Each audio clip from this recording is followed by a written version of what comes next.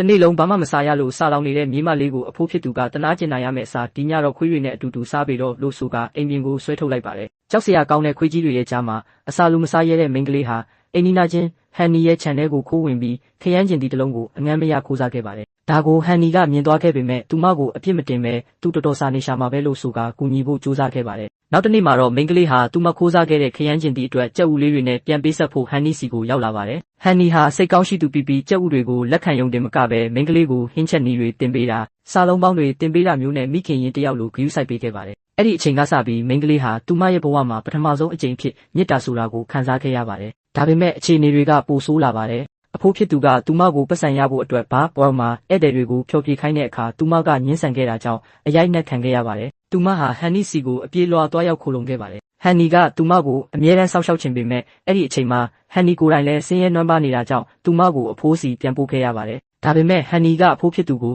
နောက်တစ်ခါကလေးကိုထပ်ပြီးနာကျင်အောင်လုပ်ရင်ကျမငြိမ်ခံနေမှာမဟုတ်ဘူးလို့ပြက်ပြက်တသားတတိပေးခဲ့ပါတယ်။အချိန်တွေကြာလာပြီးမိန်းကလေးမှာချစ်သူရှိလာတဲ့အခါမှာလည်းအဖိုးဖြစ်သူကထပ်မံနှောက်ယှက်ခဲ့ပြန်ပါတယ်။နောက်ဆုံးမှာတော့မိန်းကလေးဟာဒီငရဲခမ်းလိုဘဝကနေလွတ်မြောက်ဖို့ဆုံးဖြတ်လိုက်ပါတော့တယ်။ဟန်နီဟာသူမရဲ့ဆုံးဖြတ်ချက်ကိုအပြည့်အဝထောက်ခံခဲ့တယ်လို့သူမစုဆောင်းထားသမျှပတ်စံလေးတွေကိုလည်းလမ်းစေးအဖြစ်ပေးအပ်ခဲ့ပါတယ်။ကားပေါ်တက်ပြီးထွက်ခွာသွားတဲ့မိန်းကလေးကိုကြည့်ရင်ဟန်နီရောမိန်းကလေးပါဝမ်းနဲ့ပက်လက်ငိုကြွေးနေခဲ့ကြပါတယ်